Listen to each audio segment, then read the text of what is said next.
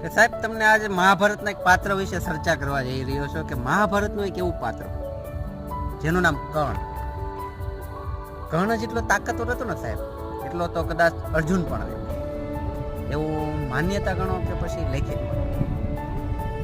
તો અર્જુનના રથ ઉપર જ્યારે હનુમાનજી ખુદ અર્જુનનો રથ અગ્નિદેવથી સાક્ષાતથી બનેલો હતો અને એનો સારથી શ્રી કૃષ્ણ ભગવાન.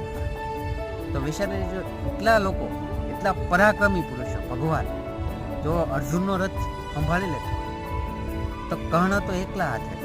ત્યારે કર્ણએ અર્જુનના રથ ઉપર પરાક્રમ કર્યું ને, કે આક્રમણ કર્યું ને, તો અર્જુનનો રથ 10 કદમ પાછળ ચાલ્યો ગયો.